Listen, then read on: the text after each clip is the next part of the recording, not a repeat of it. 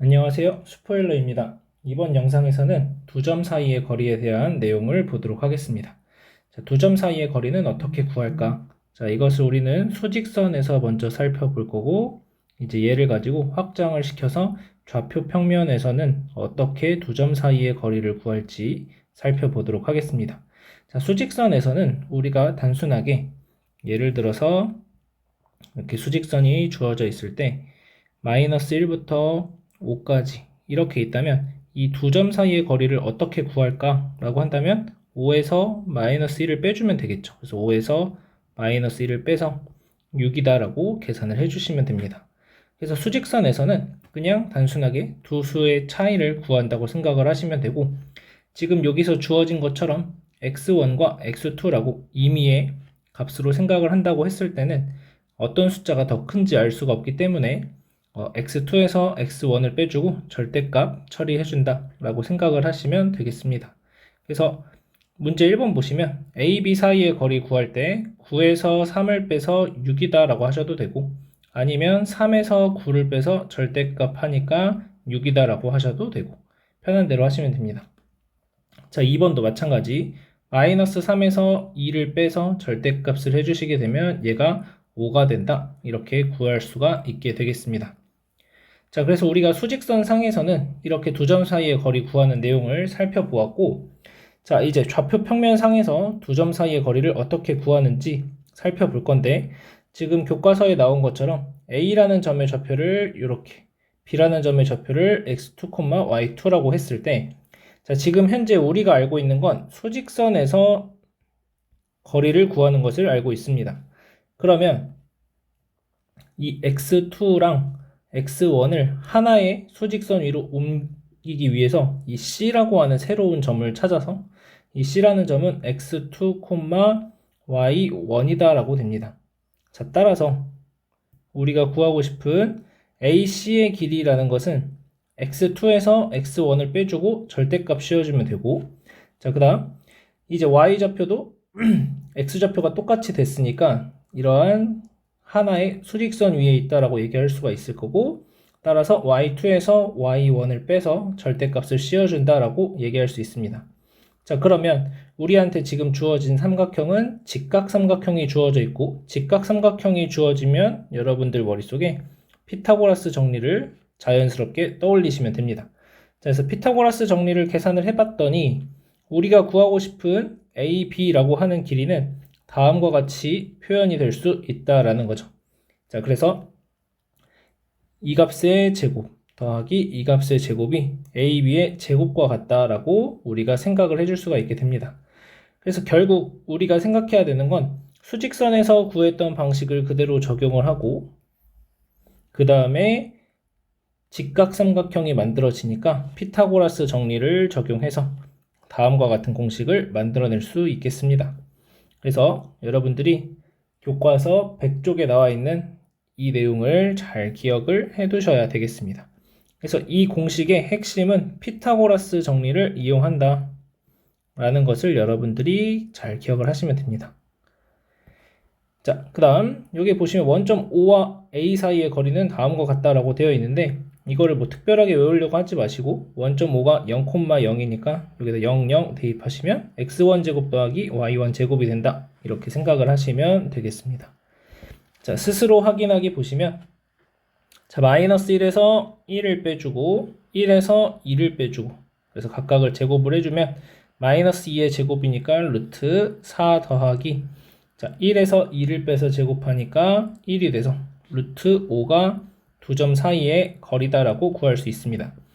지금은 B의 좌표에서 A의 좌표를 뺐는데 빼는 순서는 관계없이 루트 A의 좌표에서 B의 좌표를 빼주고 제곱하고, 그 다음에 A의 좌표에서 B의 좌표를 빼서 제곱하고, 이렇게 계산하셔도 전혀 문제될 것은 없겠습니다. 이어서 문제 2번 보도록 하겠습니다. A, B 사이의 거리를 구하자라는 문제고, A, B라고 하는 길이는 루트 3에서 마이너스 1을 빼서 제곱을 해주고 더하기 1에서 4를 빼서 제곱을 하고, 그러면 얘가 4의 제곱이니까 16이 되고, 더하기 얘는 마이너스 3의 제곱이 되니까 9가 돼서 루트 25라는 걸 알 수 있고 루트 25는 5가 되겠죠. 그래서 A, B 사이의 거리는 5가 된다. 이렇게 얘기할 수 있고, 자, 문제 2번 보시면, 자, OA 사이의 거리를 구하자.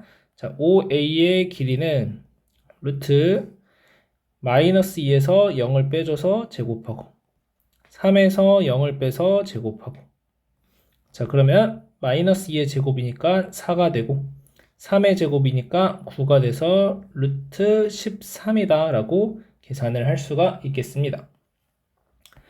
자, 이어서 문제 3번 보도록 하겠습니다.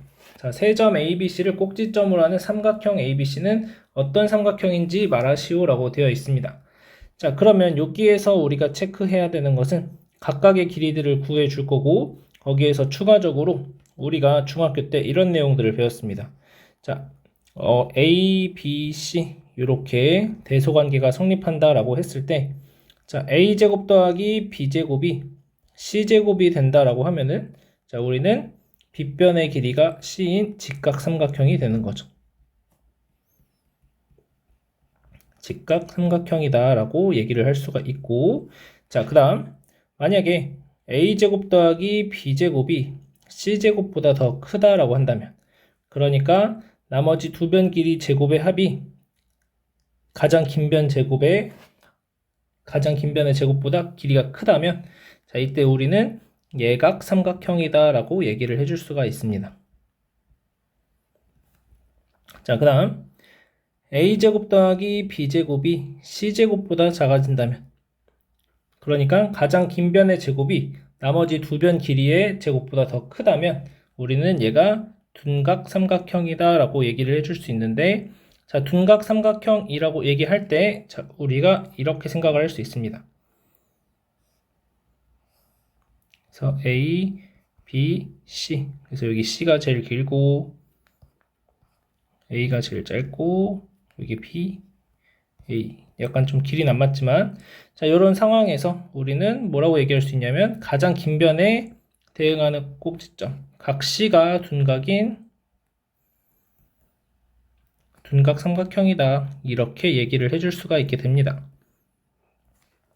자, 그런데 대부분의 문제들은 보통 직각삼각형, 아니면 이등변 삼각형, 아니면 뭐 정삼각형, 이런 정도로 여러분들이 답을 적을 수가 있고, 간혹 가다가 직각 이등변 삼각형이 나올 수도 있다라는 것을 체크하시면 되겠습니다. 자, 그래서 결과적으로 우리가 해야 될 일은 각각의 길이들을 구해줘서 그 삼각형이 어떠한 삼각형이 되는지 생각을 해야 된다라는 거죠. 자, 그래서 A, B의 길이를 구하시면, 자, 마이너스 2에서 6을 빼서 제곱하고 5에서 3을 빼서 제곱하고 여기에 루트. 자, 그럼 여기가 64 더하기 4가 되니까 루트 68이 되는 걸 알 수 있습니다. 자, 그 다음 BC의 길이 구하시면 6에서 0을 빼서 제곱하고 3에서 마이너스 4를 빼서 제곱하고, 자, 그러면은 36 더하기 49가 되니까 루트 85가 됩니다. 그 다음, 자, CA의 길이는 루트 마이너스 2에서 0을 빼서 제곱하고 5에서 마이너스 4를 빼서 제곱하고, 자, 그러면 여기에 4가 되고 여기가 81 되니까 루트 85가 나오는 걸 알 수 있습니다. 그래서 보시면 얘네 둘의 길이가 서로 같기 때문에, 자, 우리는 BC가 CA인 이등변 삼각형이다 라고 답을 적어주시면 되겠습니다. 그래서 답을 적을 때 여러분들이 단순하게 이등변 삼각형이라고 적으시면 안 되고, BC는 CA인 이등변 삼각형이다 라고 정확하게 어떤 길이들이 같아지는지 표현을 해주셔야 되겠습니다. 자, 넘어가서 문제 4번 보도록 하겠습니다. 자, 두 점 A, B에서 같은 거리에 있는 직선 Y는 X 위에 점 P의 좌표를 구하자. 자, Y는 X 위에 있는 점이라고 했으니까 이 점 P의 좌표를 우리는 A, A라고 표현을 할 수 있고, 자, A에서부터 P까지 거리, B에서부터 P까지 거리가 서로 같다라고 얘기를 하는 거죠. 자, 우리가 구해야 되는 건 AP의 길이와 BP의 길이가 서로 같아지도록 하는 저 점 P를 찾아주는 거고, 자, 우리가 생각을 했을 때 이 공식 안에는 두 점 사이의 거리 구하는 공식 안에는 루트가 포함되어 있죠.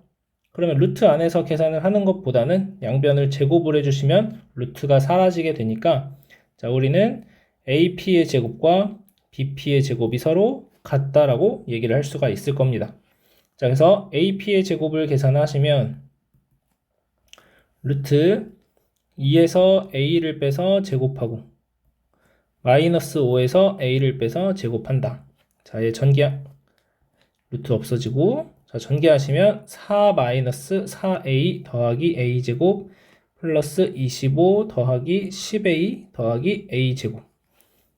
그 다음 BP의 제곱을 계산하시면 BP의 제곱은 마이너스 1에서 A를 빼서 제곱하고 4에서 A를 빼서 제곱하고 자, 전개하시면 A제곱 플러스 2A 플러스 1 더하기 A제곱 마이너스 8A 플러스 16이 되고 자, 얘네 둘이 서로 똑같다라고 얘기를 하는 거죠. 그래서 A제곱, A제곱, A제곱, A제곱이 없어지고 자, 이쪽은 마저 계산하면 6A 플러스 29가 되고 이쪽은 계산하면 마이너스 6A 플러스 17이 됩니다. 자, 얘네 둘이 같은 거니까 이항해 주시면 12A가 마이너스 12가 돼서 A는 마이너스 1이다. 자, 따라서 점 P의 좌표를 구하라고 했으니까 마이너스 1, 마이너스 1이다 라고 답을 적어줄 수 있겠습니다. 자, 마지막으로 문제 5번 보도록 하겠습니다.